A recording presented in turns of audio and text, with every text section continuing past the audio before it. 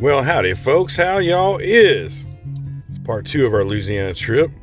We were going to go out and have some crawfish, but they wanted $13 to $15 a pound, and I couldn't see paying lobster prices for crawfish, so we ended up doing a shrimp bowl here at my daughter's house. And it was delicious. Join us on the adventure. Shall y'all? You've reached the insane chef. I'm sorry, but I'm out to lunch and can't take your call right now. Honestly, I've been out to lunch for probably 25 or 30 years now, so don't expect me back anytime soon. Leave your name and number, and if you ain't a bill collector, I might call you back. Have a good day. Hey, Chef, this is Roll Ron. You're supposed to do me and Jimmy's wedding? Well, I'm gonna have to ask you for a refund. Old Jimmy done ran off with the Indonesian prostitute. Colby.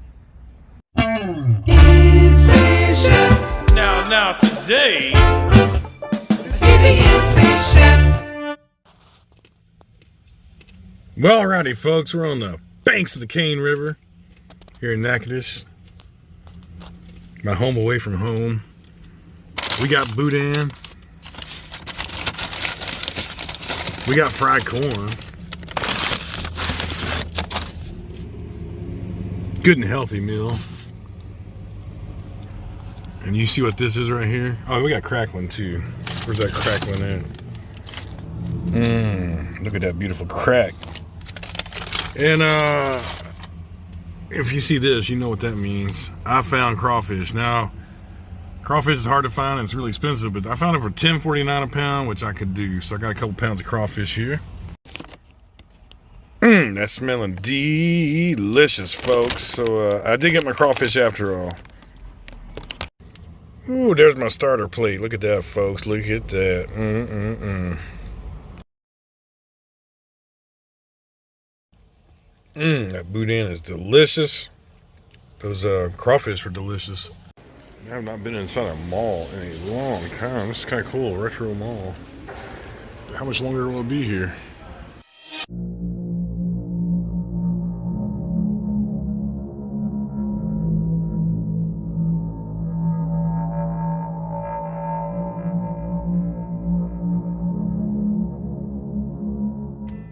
Alrighty, folks, I'm going to show you some scenes from Natchitoches here.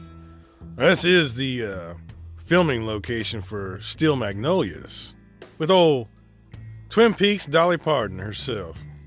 And that broad with the super wide mouth, what's her name? Julia Roberts, yeah, that movie. Anyhow, I was going to tell you about a few of the things that happened on this trip because, man, there's some weird shit that happened on this trip. First off, we went over to the mall there in Alexandria. And I encountered the most polite criminals I've ever met in my life. Now, we went over to the mall to let the grandchildren go off and play in the little play area and the, they had like the little rides and all that you put your kids on. And, used to cost $0.25, now it costs like $1 to let them, bounce up and down for 10 seconds or whatever, however long, maybe 30 seconds. So we had parked over by the Burlington Coat Factory. Now, I hadn't been to a mall in at least 10 years. It's been a long time since I've been in a mall, and it was kind of fun. I was enjoying myself because this mall still had quite a few stores open. It wasn't like a dead mall, like a lot of them are these days. So I was like, yeah, it's kind of fun taking the grandkids here and letting them check out a mall. So we ate in the food court there at the Chick-fil-A, the Woke-fil-A, and walked around the mall and all. Even went into a Spencer's Gifts. Now, when I was in high school, I worked at a Spencer's Gifts. And let me put it this way. They came a long way since back when I worked there, which was, 3 decades ago or whatever, 4 decades ago, basically. And we used to sell dancing bananas, and they got full-fledged deals these days. They ain't dancing around the fact that they selling full-fledged deals. They don't have to call it dancing bananas no more. I'll put it that way. So we get ready and leave the mall there, and we're going back to the Burlington, or however you say it, Coat Factory. And, there's some bathrooms in there, and Mrs. Chef said, I need to stop by the pizza quick.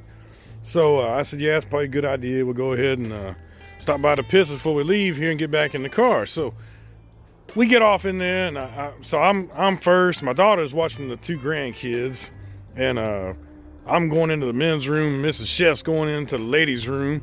Now, this is still one where they have both bathrooms. I know some states and some places they just have the unisex room, but this is a male bathroom and a female bathroom. And I'm walking off in there, and I look out the corner of my eye, and I see this black gentleman, probably I'll say about 40 years old or so. Nice dress, doesn't look like thugged out or nothing, but he had this look in his eyes where he was looking like I'm about to commit a big time crime or something, like something ain't right, and I was like, I gotta keep my eye on this dude because I don't know what he's up to, but he don't look right, he looks like he's up to something. So I go off in the urinal there, and I was like, I'm gonna instead of going to the urinal, I'm gonna go in the actual stall. That way if this dude tries to jump me and steal my water or something, I'm gonna bash his fucking head in with the damn door to the fucking toilet, I ain't playing around. So I'm in there and I'm pissing, and I hear the dude come in, but I don't hear no piss going on, and he don't go in the stall next to me. I'm like, that's weird. What the fuck's this dude doing? So I'm getting ready to come out of the stall, and I'm like, I'm gonna knock this motherfucker out. He tried to jump my ass. So I come out, and I had some shit on my hands from the kids that had some sweets and shit, and it was kind of sticky, so I'm gonna wash my hands off. And I go to the sink. There's 3 sinks there, and they all full of stacks of clothes, like 10 articles in each sink. And I was like, the fuck? So he goes, oh, excuse me, brother. I'll be out of here in just a second. And I was like, all right. And I was thinking, you ain't supposed to put merchandise off in the bathroom here, But I was like, cool, whatever. I told the dude, I was like, I just need to wash my hands off. I got some sticky shit from the grandkids on my hands. He goes, oh, yeah, no problem. So about that time, these 3 young black kids come in, probably 18 to 20 years old. Each one had a duffel bag. They come in, each one of them grabs a stack of them clothes, throw them in those bags, and they out the door. And I was like, damn, I just saw this place get fucking robbed right in front of my eyes. So I'm just kind of standing there, and even one of the kids that came in to put the shit in the bag to take off with it, he said, oh, excuse me, sir, I'll be out of your way in just a second. He said, all right, you have a good day now. And I was like, damn, these are the most polite ass fucking criminals I ever seen in my fucking life. I mean, I was astounded. I didn't know what to do. I was like, did that just happen? I never seen such friendly fucking thieves in my life. Like watching Robin Hood and shit. So I come out of the bathroom, and I see that Mrs. Chef's still in the bathroom, in the female bathroom.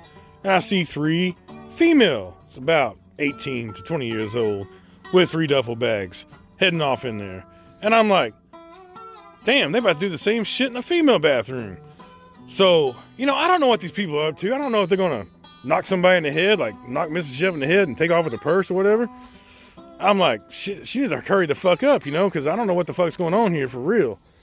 And I tell my daughter, she's standing out there, about, 20 feet from the bathroom. I said, man, your mom needs to come out because we need to get the fuck out of here. I don't know what's going on, but they're doing a takedown, shakedown this motherfucker, So she goes off and gets in she comes out in a second and she says, oh, I want to go look at this now. It's like, no, I think we need to get out of here, I think it's time to go.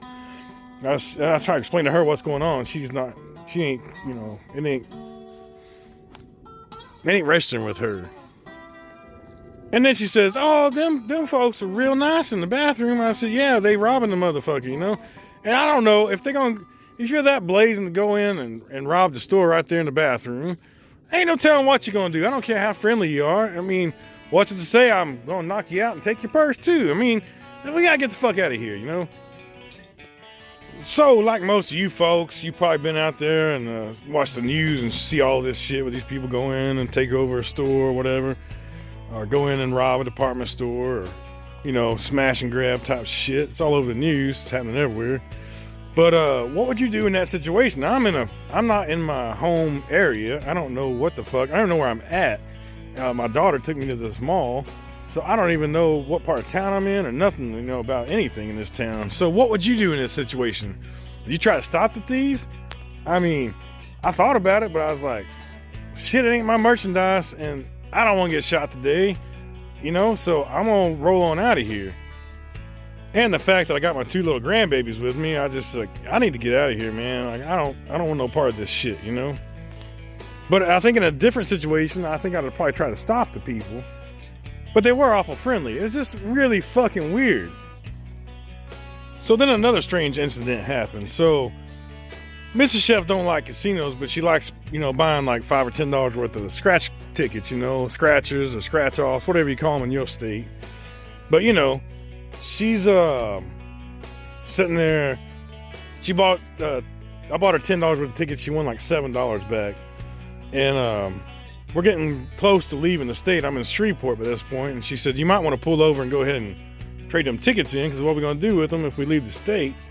Because sometimes that happens. We don't go back for 6 months, and they say, oh, your tickets are expired. Some bullshit. Like, oh, you take my money, but you won't give it back. Okay. But you know how that shit goes. So anyway, I pull into this store, and I go in there, and there was this. So the dude, there ain't nobody in this store, first of all. But the store across the street, like this was like a Chevron or some shit, and then the store across the street was packed out, like a Circle K or whatever. So I'm like, all right, I'll just pull into this one. It's on the right side of the road, and trade these lottery tickets in. So I go to trade them in, and I walk in there, and this dude's coming around, like trying to go take a smoke break or maybe go jerk off after I tell you the story. But he comes around there, and I walk in, and he goes, well, he said, I said, how you doing? He said, I'm fine. I said, okay, well, hey, I need to trade these lottery tickets in. So he goes back around the counter, and he goes, I need to see your ID. And I was like, you need to do what? Now, granted, this motherfucker looks like a pedophile. He's got like them beady eyes, soulless eyes, you know what I'm saying?